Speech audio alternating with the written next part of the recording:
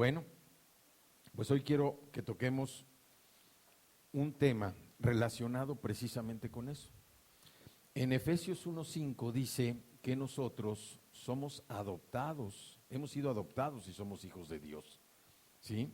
Entonces, cuando yo estaba pues escribiendo estas notas, me vino precisamente esa parte porque yo digo, bueno, si una persona no tiene hijos, salud, ¿cómo puede tomar esta promesa de decir, oye, pues la herencia del Señor son los hijos? Y lo que también, viendo la Escritura, lo que debemos entender es que nosotros no solamente en el reino en el que ahora vivimos, en el mundo en el que ahora nos desarrollamos nosotros y hemos sido preparados, es porque nosotros ya no nada más tenemos hijos naturales, nosotros también tenemos hijos espirituales. Y estos hijos espirituales, pues principalmente son las personas a las que nosotros les compartimos, son las personas a las que invitamos a recibir a Cristo. Estas personas pueden ser, no digo que así lo sea, pero pueden llegar a ser nuestros hijos espirituales. ¿Por qué? Sobre todo si se establece una relación como en la vida natural. O sea, los hijos biológicos pues nacen y la relación con la mamá, con el papá, van logrando que esa relación se vaya fortaleciendo. En el terreno espiritual es algo parecido. Nosotros, al compartirle a alguien, y no me refiero nada más a compartirle, sino presentarle el plan de salvación y que esta persona reconozca a Cristo como Señor y Salvador, de alguna manera es un vínculo, es un lazo que se presenta, se establece entre la persona que recibe el plan de salvación y el que le está presentando el plan de salvación. No quiere decir que ya por eso sea un hijo espiritual, sino que empieza una relación. Si se da esa relación, muchas veces, me voy a regresar un poquito, muchas veces pues podemos pensar, oye, pues es que yo tengo pues algunos hijos espirituales entonces porque yo les presenté el plan de salvación. Pero no es así, porque la Biblia también dice que uno siembra, otro riega, ¿sí? Y el crecimiento lo va a dar el Señor. Pero cuando uno le presenta a alguien el plan de salvación y el plan de salvación es recibido y empieza una relación, empieza un vínculo, una relación que va más allá de haber compartido esa parte tan importante, la parte más importante de nuestra vida, entonces empieza a generar una relación. ¿Por qué? Porque la persona que no conocía al Señor y que ahora la conoce, está de alguna manera, pues, con la expectativa de seguir avanzando en su desarrollo espiritual. Y la persona que le compartió, precisamente, que le compartió el plan de salvación, tiene la responsabilidad, por esa misma relación, de discipularlo, de prepararlo, de llevarlo, de orientarlo, de guiarlo. Y ahí es como se empieza a convertir en un hijo espiritual. No sé si me he explicado. No cualquier persona a la que uno le comparte, oye, pero si es el plan de salvación, sí lo comparto, ya tengo un hijo espiritual. No. Si se da la relación por la cercanía, por la forma en que, la cercanía física, por los lugares donde trabajamos, entonces ya se puede establecer ese vínculo de discipular, de enseñarle más de la palabra, de compartir, de disfrutar de los testimonios. Se empieza a establecer ese vínculo de ser un hijo espiritual. Obviamente, ustedes me van a decir, oye, no, pues somos hijos de Dios. Claro que somos hijos de Dios, pero nosotros aquí tenemos también esa responsabilidad y ese trabajo. Nosotros tenemos que capacitarnos y capacitar también a todos los que vienen a la iglesia, de tal manera que cada vez más estemos conociendo los rasgos de carácter de quién, del Señor, los rasgos de carácter de Jesucristo. ¿Por qué? Porque el objetivo que nosotros tenemos como hijos suyos es precisamente que cada vez más nuestra forma de ser, nuestra conducta, nuestra forma de conducirnos, nuestra forma de pensar se asemeje más a quién, a Jesucristo. Ese es el objetivo. Entonces, haciendo estas notas, yo decía, bueno, pues uno, gracias a Dios, pues ya tuvo sus hijos, gracias a Dios los hijos pues ya están en en sus familias, están creando sus familias, que también uno nunca deja de ser padre. Y yo al estar precisamente pensando en todo esto, yo trataba de pensar y veo cómo Dios así es. Dios no deja de pensar en nosotros. Muchas personas, bueno, no muchas, pero algunas personas que nos conocen dicen, oye, pues tú ya terminaste, tus hijos ya se casaron, ya no tienes nada que ya no tienes nada de qué preocuparte. Le digo, no, al contrario, ahora me preocupo más porque, bueno, cuando uno los tiene cerca, pues más o menos sabe uno cómo son, qué están haciendo, pero cuando uno no los ve, pues uno ya no sabe. Definitivamente ya no se puede uno meter en sus vidas, pero sí sigue uno con el mismo amor, con la misma intensidad de estar orando por ellos, pero definitivamente uno nunca deja de ser padre. Y yo me ponía a pensar, Dios igual nunca deja de ser padre para nosotros. Dios siempre está atento a lo que nosotros necesitamos. Dios siempre está cuidando. En alguna ocasión decíamos, yo antes me imaginaba, antes de convertirme, yo me imaginaba que Dios estaba pues en el cielo y yo andaba acá en la tierra. Y que Dios cuando le tocaba voltear para este lado, pues es cuando me veía. Pero hoy me doy cuenta que no. Dice que Cristo mora en mí, nosotros estamos en la presencia de Dios y esto significa que constantemente, pues Dios está al tanto de lo que nosotros estamos haciendo. De ahí que nosotros siempre los estemos animando a fortalecer esa relación personal con el Señor.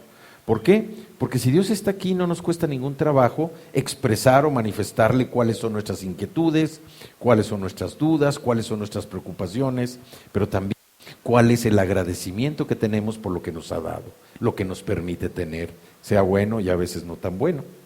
Entonces, yo digo, el Señor siempre está al pendiente de nosotros. Y también yo decía, bueno, ¿así estaba pendiente con mis hijos? Pues no, la verdad que no. Hubo periodos en mi vida en donde pues mis hijos yo sabía que estaban bien porque estaban con su mamá. ¿Y por qué? Porque bueno, pues yo conocía a Lupita y sabía cómo era Lupita y eso me daba confianza de saber que mis hijos estaban bien. Yo no podía estar bien, y menos con ella, pero sí sabía que mis hijos estaban bien. ¿Por qué? Por la forma de ser de ella. Entonces, a mí estos periodos en los que yo no pude estar al pendiente de mis hijos, digo, el Señor, yo veía al Señor así también, lo veía distanciado de mi vida. Si me iba bien, pues gracias Señor, porque me diste esto, o me diste el otro, o porque si uno de los niños se enfermaba y sanaba, pues gracias Señor, o Lupita, o yo, pero en realidad yo lo veía muy distante. Y ya hasta que vine al crecimiento del Señor, fue cuando pude no solamente comprobar, ¿no? Porque la comprobación pues es un acto nada más de decir sí o no a algo que ya observaste o viste, sino que pude sentir el amor de Dios en mi vida. Y eso es muy diferente.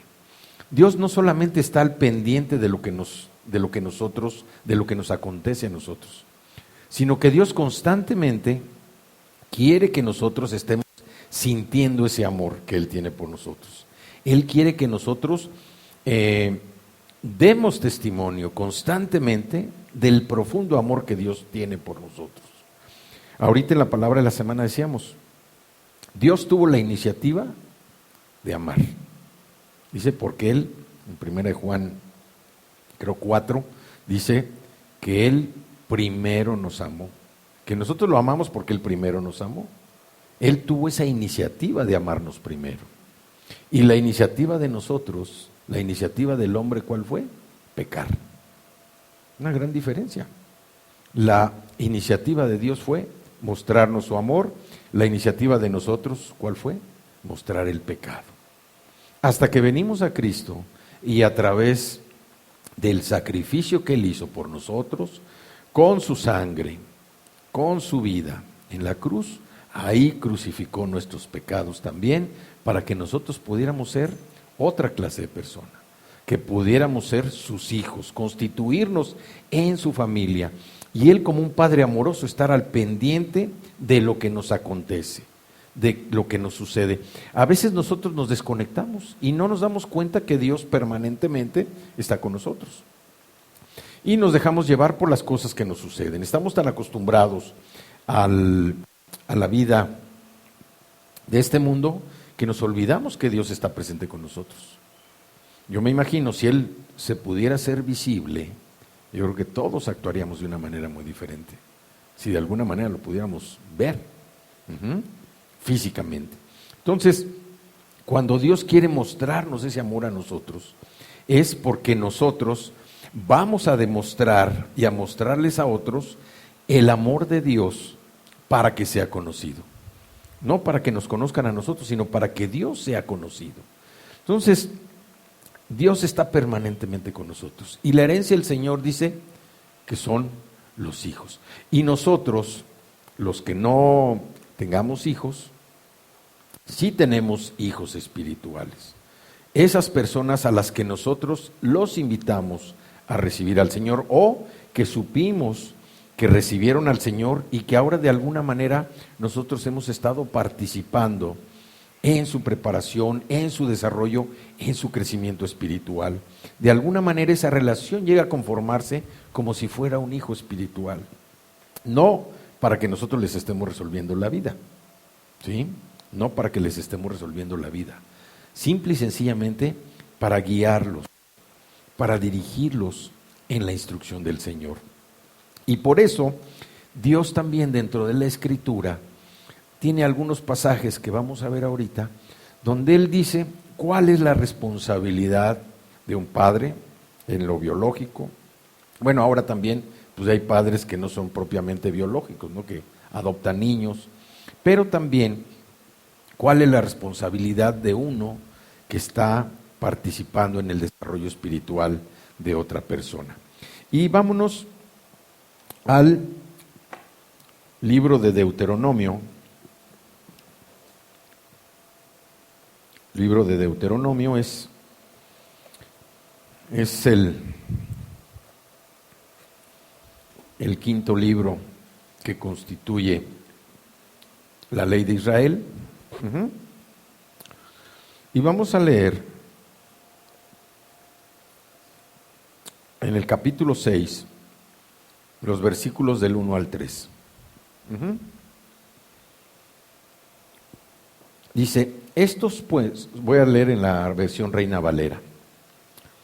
Estos pues son los mandamientos, estatutos y decretos que Jehová, nuestro Dios, mandó que os enseñase, para que los pongáis por obra en la tierra a la cual pasáis vosotros para tomarla, para que temas a Jehová tu Dios, guardando todos sus estatutos y sus mandamientos, que yo te mando, tú, tu hijo y el hijo de tu hijo, todos los días de tu vida, para que tus días sean prolongados. Oye pues, oh Israel, y cuida de ponerlos por obra, para que te vaya bien en la tierra que fluye leche y miel, y os multipliquéis, como te ha dicho Jehová, el Dios de tus padres. En todo este capítulo, el capítulo 6 del libro de Deuteronomio, nosotros podemos encontrar que Dios nos está hablando de cultivar un espíritu de discernimiento. Aunque parezca o se escucha así un poquito raro, ¿sí? Dios está hablando en este capítulo de cultivar un espíritu de discernimiento. ¿Por qué? Porque aquí vemos cómo nos está hablando precisamente de lo que es la enseñanza. Nos habla concretamente de lo que es la enseñanza. Dios le dio esta instrucción a Moisés para que Moisés se la transmitiera al pueblo de Israel. Pero dice, estos pues son los mandamientos, estatutos y decretos que Jehová vuestro Dios mandó que les enseñe para que los pongan por obra en la tierra a la cual pasan ustedes para tomarla. Hay que recordar que en este momento el pueblo de Israel está por llegar precisamente a la tierra prometida. Iban a cruzar el río Jordán. Y Dios les estaba diciendo, tienen que tomar estos estatutos, tienen que tomar estos mandamientos como parte de su vida, los tienen que aprender. Recordemos que el pueblo de Israel pues había pasado 400 años en esclavitud. Y después de esos 400 años, cuando son liberados, se pierden 40 años en el desierto. Veíamos también hace unos momentos cómo Israel tenía un rey, el más grande rey que uno puede tener, que es Dios. Israel tenía ese rey. Pero ellos, contaminados por todos los pueblos que les rodeaban, pidieron un rey de carne y hueso. Pidieron un hombre. ¿Por qué? Porque querían ser igual a los demás reinos que los rodeaban. Y desecharon al rey, al único Dios vivo y verdadero, lo desecharon por un rey de carne. ¿Sí? O sea, fueron liberados después de estar 400 años en esclavitud. Luego 40 años estuvieron en el desierto y tenían un rey. Y nunca les faltó nada, nunca les faltó nada, nunca. Ni zapatos, ni vestido, ni comida, ni descanso, nunca les faltó nada. Pero el corazón del pueblo de Israel pues se contaminó de ver lo que tenían alrededor y sus actitudes provocaban que precisamente chocaran lo que Dios quería que ellos hicieran con lo que ellos creían que era lo correcto. Entonces, aquí les está dando esa instrucción. Dice, van a entrar a una tierra que van a poseer, van a vivir en esa tierra. Necesitan aprender los estatutos, necesitan aprender mis mandamientos. Y es lo que Dios hace con nosotros cuando venimos precisamente a conocerlo a Él. Cuando nosotros aceptamos a Cristo como Señor y Salvador, yo creo que la mayoría, o al menos así me pasó, yo también vivía en esclavitud y después vivía en un desierto. Y tuve que entender que tenía que conocer sus estatutos, tenía que conocer sus mandamientos, tenía que conocer sus ordenanzas, porque estaba entrando a un mundo que yo no conocía, un mundo espiritual que era nuevo para mí y que yo tenía una expectativa tan grande de que me iba a cambiar de la noche a la mañana. No fue así, pero igual fue muy rápido. ¿Por qué? Porque Dios ya tenía preparado un plan para cada uno de los que llegan a Él. Y Él lo que me decía, necesitas aprenderte los mandamientos, los estatutos y decretos que yo te doy para que los pongas por obra en la tierra a la que ustedes van a entrar, a la tierra en la que vas a entrar. Yo cuando conocí a Cristo entré a una nueva tierra y así como cada uno de nosotros cuando conocimos a Cristo entramos a una nueva tierra. Entramos a una tierra distinta. A lo mejor era la misma casa, la misma familia, las mismas cosas, la misma ropa, todo era lo mismo. Pero la tierra a la que estábamos entrando era una tierra espiritual, era una dimensión completamente distinta a lo que nosotros, ni siquiera conocíamos. Hay personas que les cuesta más trabajo porque muchas veces están metidas en otras cosas. Están metidas en brujerías, en cosas así, y les cuesta más trabajo, pero definitivamente entran a una nueva tierra. Y es como cuando uno va a llegar a un país. Cuando uno llega a otro país, pues lo primero que trates de entender, primero el idioma, y luego las reglas de que se manejan en ese país, qué es lo que se puede hacer, qué es lo que no se debe hacer, el cambio de la moneda. Entra uno a una dimensión distinta. Cuando nosotros venimos a Cristo, exactamente es lo que hicimos. Nada más que algunos nos tardamos más en entender esos mandamientos, en entender los decretos, en entender sus ordenanzas, sus preceptos, nos tardamos un poco más. Pero todos tuvimos que empezar a aprender todo lo que decía el Señor, porque entramos a una tierra distinta. Un mundo espiritual que era para nosotros completamente desconocido. Y Dios lo que les está diciendo es esto. Ustedes van a entrar físicamente a una tierra nueva, una tierra donde van a encontrar todo lo que necesitan, una tierra que no la van a trabajar, una tierra que no van a tener que desgastarse, una tierra que no van a tener que hacer absolutamente nada. Era una tierra que ya tenía todo. Dice, una tierra que fluía la leche y la miel. Todo ya estaba listo. Y es donde Dios quería llevar a su pueblo. Era una recompensa, era una forma que Dios quería que que el pueblo reconociera el poder del Señor. Y así nosotros entramos a un mundo espiritual que no conocíamos. Entonces, a veces nosotros tardamos tiempo en entender ciertas cosas, porque igual, dice, les mandó que les enseñase para que los pongan por obra en la tierra. Una cosa es entender, estudiar, desmenuzar, comprender, que nos quede claro qué es lo que dice la Escritura, y otra cosa muy diferente, es poner por obra la palabra. A mí me ha tocado, y yo también algunas veces he hablado, digo hasta de más, porque son cosas que no he puesto por obra en mi vida, pero las hablo. Entonces es muy fácil hablar, es muy fácil, pero aquí dice, para que las pongan por obra en la tierra a la cual van a pasar ustedes para tomarla.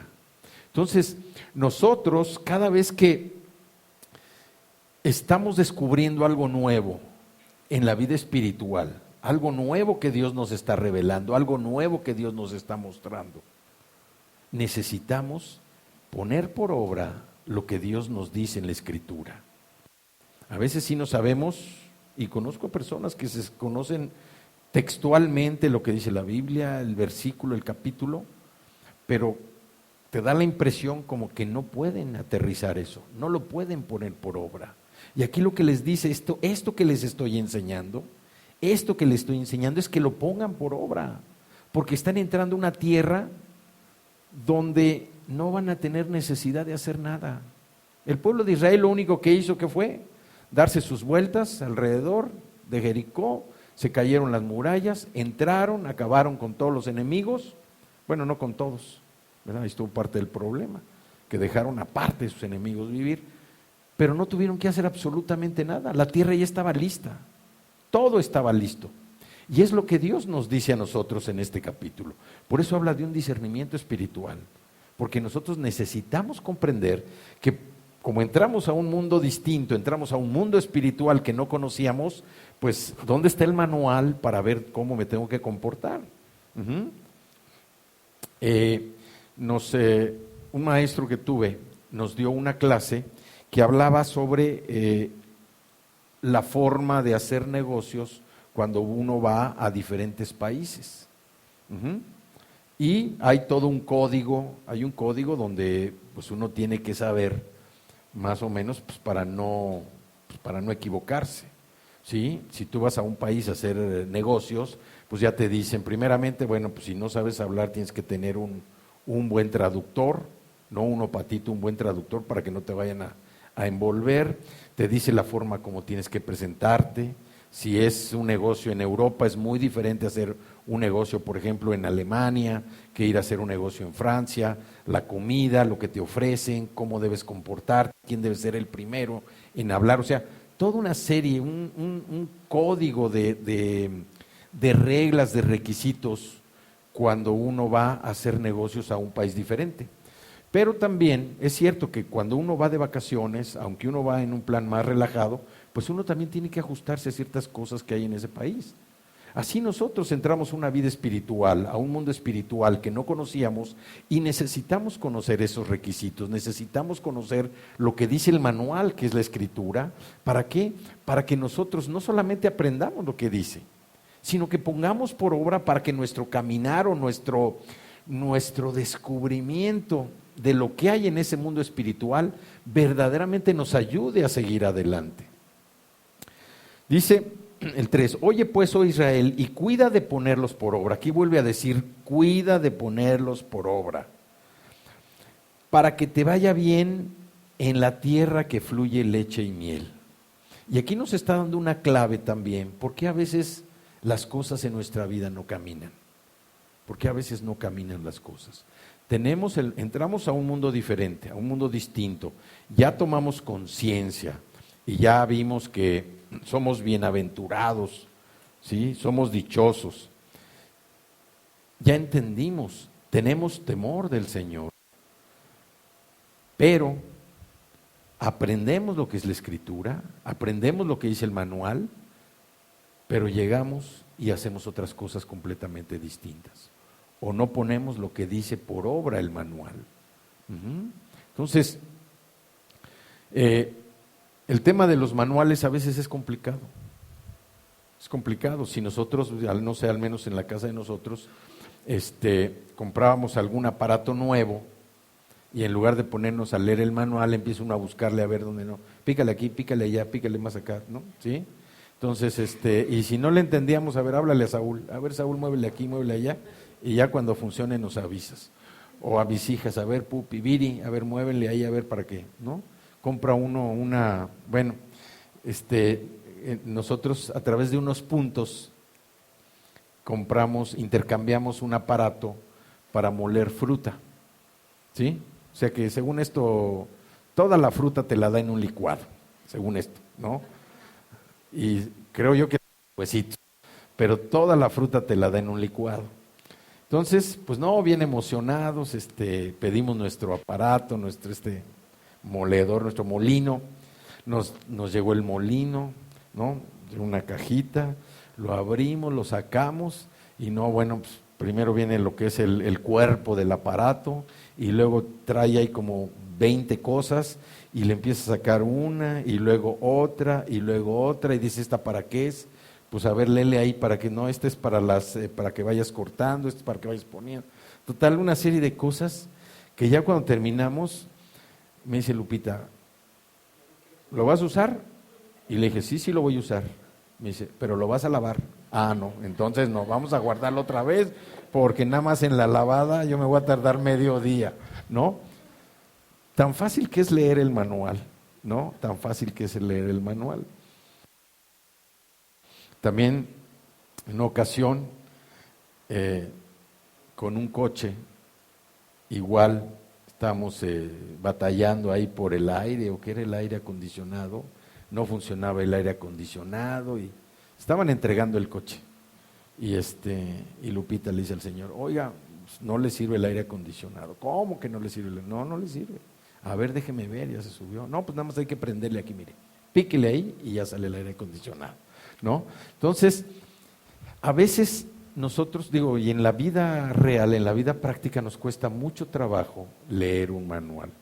Hay veces que para un aparatito muy sencillo viene un manual como de este tamaño, te da flojera verlo. Entonces, pues igual a veces nos sentimos con las escrituras. Sabemos que es el manual de la vida, el manual de nosotros, y nos cuesta trabajo. Y Dios aquí está diciendo, cuida de ponerlos por obra para que te vaya bien, para que te vaya bien. No es cuida de ponerlos por obra para ver qué pasa. Cuida de ponerlos por obra para que te vaya bien, para que te vaya bien. Dice, en la tierra que fluye leche y miel, y se multipliquen, como te ha dicho Jehová, el Dios de tus padres. Entonces, aquí Dios lo que nos empieza diciendo en este capítulo 6 es que necesitamos nosotros entender que entramos a un mundo diferente, que necesitamos entender que hay un manual, que necesitamos estudiar ese manual, y lo más importante es que una vez que lo hayamos estudiado, necesitamos ponerlo por obra. ¿Por qué? Porque vemos el riesgo que pasó el pueblo de Israel, que no se aplicaron, tenían al Rey de Reyes, al Señor de Señores, y lo cambiaron por un cuate guapo, alto, guerrero, que se veía muy bueno y que al final de cuentas pues, enseñó el cobre. Entonces, nosotros no debemos irnos con ese engaño, no debemos sumergirnos a veces con esas mentiras.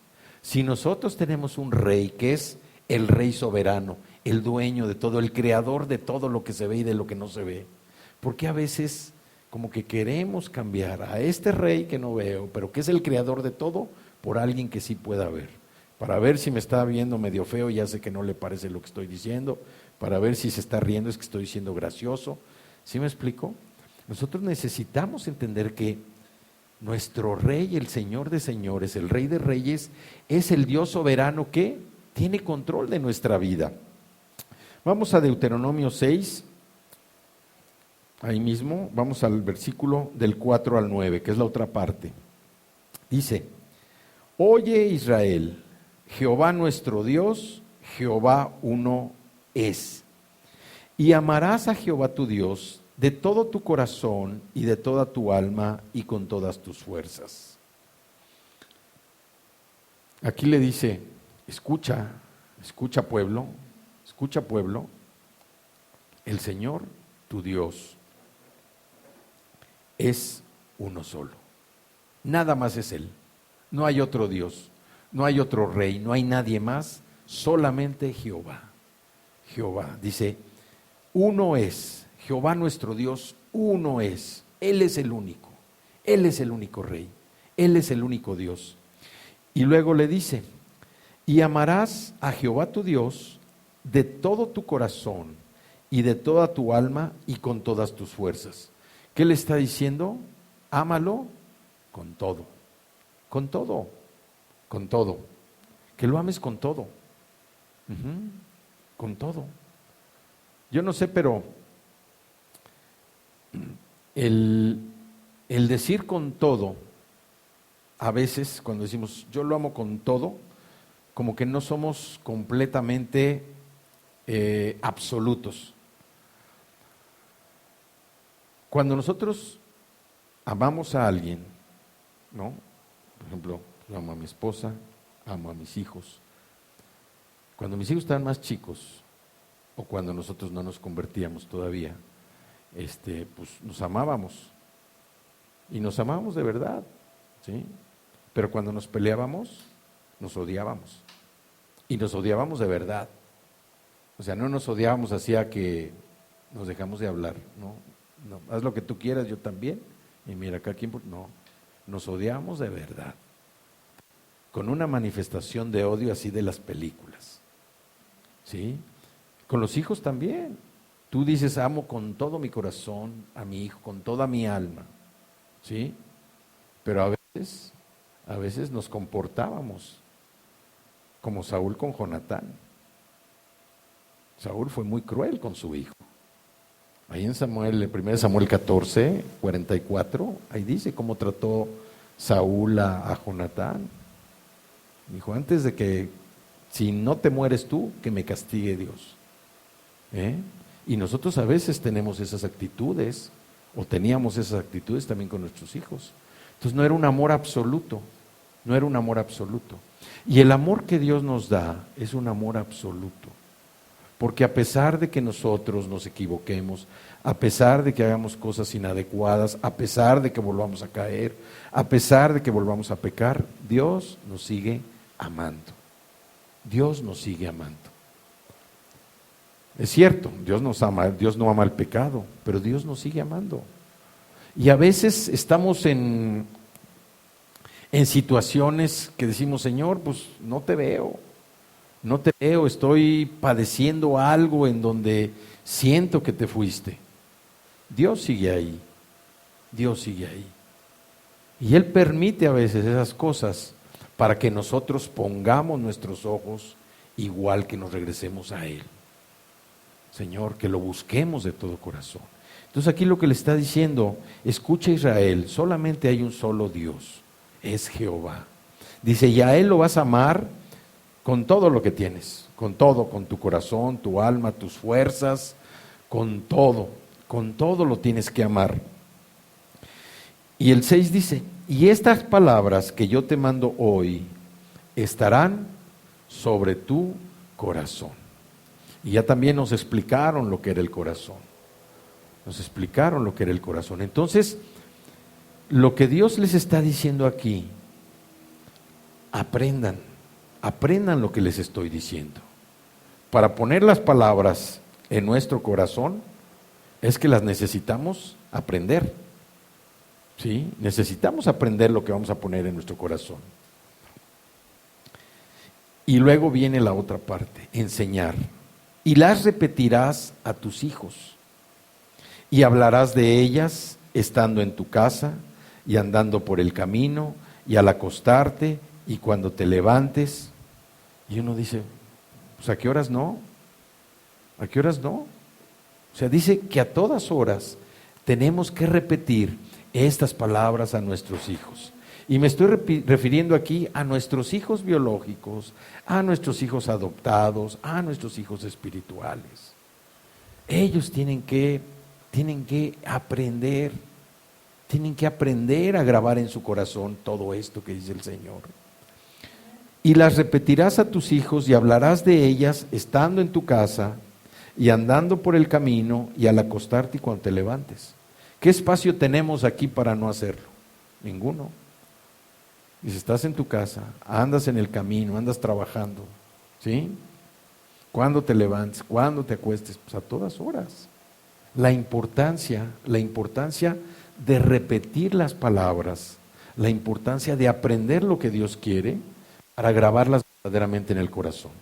Solamente así, cuando uno anda constantemente. ¿Qué pasa con las canciones? Uno escucha una canción, le gusta, empieza a escuchar la letra, le empieza más o menos, primero se equivoca, se va equivocando, llega un momento en que ya está sin música, ¿verdad? La canta uno mejor que el que la está cantando, ¿no? Entonces, pero la está uno constantemente repitiendo. Entonces, Dios lo que dice es, aprendan estas palabras, guárdelas en su corazón, repítanselas a sus hijos, si están en su casa, si están acostados, cuando se acuesten, cuando se levanten, si están trabajando, cuando están caminando, cuando vayan con ellos, repitan estas palabras. Y luego lo complementa con el número 8, dice, y las atarás como una señal en tu mano, y estarán como frontales entre tus ojos, y las escribirás en los postes de tu casa y en tus puertas. ¿Qué es lo que el Señor está diciendo aquí? Por todos lados donde te muevas, tienes que ver la palabra, por todos lados. Si las tienes que repetir, ¿el objetivo cuál es? Enseñar, aprender qué es la palabra, aprender que esto lo necesitan hacer. ¿Por qué? Porque están entrando a un mundo espiritual, están entrando a una tierra distinta y necesitan saber precisamente lo que dice el manual, cómo tienen ustedes que comportarse. ¿Por qué? Porque van a vivir ahí, van a poseer esa tierra. Y Dios lo que está diciendo es aprendan, repítanla. ¿Por qué? Porque no van ustedes solos, van con sus hijos. Y entonces vemos nosotros que con esto Dios lo que quería es que nosotros podamos aplicar su palabra a cada parte, a cada acto de nuestra vida, que su palabra sea la que nos mueva. Y esto nos lleva también, nos está hablando de que hay una responsabilidad. La responsabilidad de los padres empieza con el derecho sobre sus hijos, pero este derecho no puede medirse de una manera natural, no puede medirse de una manera terrenal. Dios quiere, primero, que nosotros veamos, y aquí me estoy refiriendo igual a todos, a los padres espirituales, a los padres biológicos, adoptados. Dios quiere que nosotros veamos que nuestros hijos son un regalo de Él, son un regalo de parte del Señor. Nuestros hijos son un regalo, los hijos biológicos, los hijos adoptados o los hijos espirituales, son un regalo de parte del Señor. Y si es un regalo asombroso, un regalo impresionante de parte del Señor, ¿qué hacemos nosotros con este regalo que viene de parte de Él? ¿Qué hacemos nosotros con esos regalos? ¿Qué hacemos? Algunos, pues a lo mejor los dejamos hasta empaquetaditos, ¿verdad? Sí, así. Nomás vemos que es, qué bueno, ahí lo dejas para que no lo muevan, ¿no? Yo tuve un tío, ya se murió, que le compró un carro a un diputado, ¿no? A un cuate del gobierno, hace muchos años, pero muchos años. Entonces, gustó tanto el carro que se lo compró y lo tenía en la cochera de su casa montado en unos gatos. Sí, en unos gatos, unos esos para, el carro estaba en alto, para que no se gastara. ¿Mandé? Sí, ahí para que el carro no, para que no se gastara el carro, un regalito, ¿no? Entonces, nosotros, ¿qué hacemos con estos regalos que vienen de parte del Señor? Los dejamos empaquetados, vemos que es, excelente regalo y ahí lo dejo para que no se gaste. ¿Qué hacemos con ese regalo que viene de parte del Señor? Una de las cosas, el Señor lo que nos dice es que esos regalos nosotros tenemos que aplicar nuestros criterios de responsabilidad. La primera responsabilidad que nosotros tenemos cuando recibimos un regalo de parte del Señor es ser fieles a Él. Ser fieles a Él. Necesitamos ser fieles a nuestro Señor. Y esa es la primera responsabilidad de los padres. Amar al Señor con todo su corazón, con toda su alma y con todas sus fuerzas. Para nosotros no debe haber nadie más importante que el Señor. Nadie. Ni los hijos, ni la esposa, ni la mamá, menos la mamá, o el papá. Para nosotros lo más importante siempre debe ser Dios. Y yo les digo porque yo de mis hijos hice ídolos.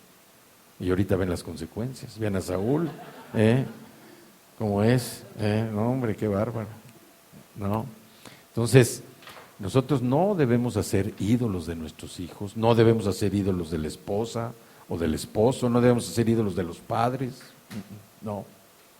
Y aquí lo dijo Dios: oye Israel, Jehová nuestro Dios, Jehová uno es. Cuando uno hace un ídolo, pues precisamente lo está levantando y lo está poniendo lo está colocando en una posición de Dios. Entonces, la primera responsabilidad que tenemos nosotros como padres es ser fieles a Dios. ¿Y cómo nosotros demostramos esa responsabilidad? Bueno, amando al Señor, nuestro Dios, nuestro único Dios, con todo nuestro corazón, con toda nuestra alma y con todas nuestras fuerzas. Si nosotros no podemos amar primero al Señor, nuestro amor hacia nuestros hijos, hacia nuestra esposa, hacia lo que nos rodea, va a ser un amor que no va a ser absoluto. ¿Sí me explicó? Va a ser un amor de altibajos. Hoy estoy bien y te atiendo y te cumplo y te doy lo que quieras. Hoy no estoy bien, te vas para allá, te haces a un lado, no me molestes ahorita porque estoy cansado, déjame trabajar, déjame dormir, vete allá a ver qué haces mientras, pero no me molestes, ¿no? Entonces, cuando nosotros esa responsabilidad la podemos aplicar en la vida, nosotros vamos a estar cumpliendo con lo que dice el Señor aquí.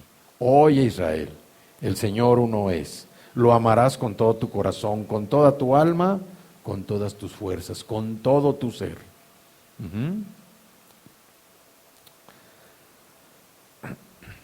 Vemos también que para que esto se pueda dar, pues como padres debemos tratar de estar bien con el Señor. Debemos tratar de estar bien con Él. No podemos decir que lo amamos y bueno, pues nos falta a lo mejor dar perdón, otorgar perdón, nos falta a lo mejor pedir perdón, nos falta restaurar alguna relación, ¿sí? También esta responsabilidad a que nos lleva a estudiar fielmente la palabra, a estudiar la Biblia. Si nuestros hijos, biológicos, adoptados o espirituales, no ven que nosotros tomamos la Biblia, que estudiamos la Biblia, pues ellos tampoco lo van a hacer. Ellos tampoco lo van a hacer. Hay que predicar con el ejemplo. Un hijo espiritual, pues, oye, fíjate que dice la palabra, pues mira, la palabra dice esto. ¿Tú cuándo lees la Biblia? Pues yo, mira, cuando tengo chance. O la verdad, pues yo le pregunto a mi esposa y ella me dice, ¿no? Nosotros tenemos esa responsabilidad de estudiar la palabra. Nosotros también como padres tenemos la responsabilidad de orar, tenemos la responsabilidad de orar, de ayunar. Ya vamos a tocar un tema respecto al ayuno más adelante, no hoy, ¿verdad? Pero porque hoy todavía hay que reponernos, ¿no? Orar, ayunar, adorar, servir. O sea, nuestros hijos tienen que ver que nosotros estemos involucrados en todo eso, para que ellos vayan tomando precisamente el ejemplo. Y me refiero, repito, hijos biológicos, hijos adoptivos o adoptados y hijos espirituales, ¿sí? Orar, ayunar, adorar, servir, practicar las disciplinas de la fe. Eso es lo que nosotros necesitamos hacer como primera responsabilidad. Y nosotros lo hacemos, ¿por qué? Porque Dios es digno por el amor que nos da, es digno de adoración por el amor que Él nos da. los ojos de los padres deben enseñar a los hijos a enfocarse ¿en quién? En el Señor, ¿sí? Nuestra segunda responsabilidad, ¿cuál es? Ser ejemplos para nuestro Señor. Ser ejemplos para nuestro Señor. Nosotros debemos ser ejemplo en todo lo que hacemos. A veces, voy a poner un ejemplo. Venimos aquí y cantamos con nuestra mejor voz. Un poquito desafinados, pero cantamos. Le cantamos al Señor con toda nuestra fuerza, así, bien emocionados. Pero nada más aquí cantamos. En el carro, si ponen una alabanza, no la pongas. Deja mejor oír otra. Me gustan más otras piezas, otras melodías ahorita que estamos aquí en el Mundial, ¿no? O llegamos a la casa, no, déjame poner aquí mi musiquita del Feng Shui, así tranquila para... ¿Sí? Si nosotros cantamos aquí en la iglesia, alabanzas, adoración, bueno, pues vamos a cantarlas en la casa, vamos a cantarlas en el coche, vamos a cantarlas donde estemos. Nuestros hijos tienen que ver ese ejemplo en nosotros, ¿sí? Esa responsabilidad nuestra tiene que manifestarse a través del ejemplo. Nuestros hijos tienen que ver que somos los que estudiamos la Biblia, que nos metemos, que tenemos devocionales individuales, devocionales con nuestros hijos, devocionales familiares. Todo esto, lo único que logra es que nuestro crecimiento espiritual vaya hacia adelante, vaya hacia arriba. No es, dicen, no hombre, ahora un devocional con Lupita, un devocional con mis hijos, no hombre, pues me voy a cansar. No, todo eso lo que hace es enriquecernos para que nuestro desarrollo espiritual siga creciendo, conozcamos mejor al Señor. También tienen que ser, como padres, tenemos que ser los que regularmente asistimos a la iglesia, a la congregación. No, hoy no vamos porque, mira, mejor vamos a echarnos un menudito, una tortita ahogada, hoy no vamos a ir. Si los hijos ven eso, ¿no?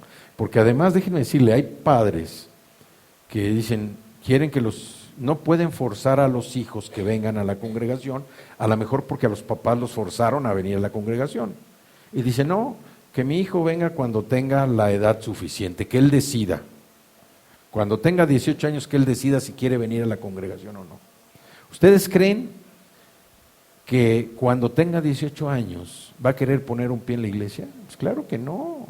Va a decir, no hombre, los domingos me levanto a las 10, en lo que me acomodo, en lo que me baño, ¿sí? ¿No? O sea, los padres, como padres nosotros tenemos esa obligación, asistir regularmente a la iglesia.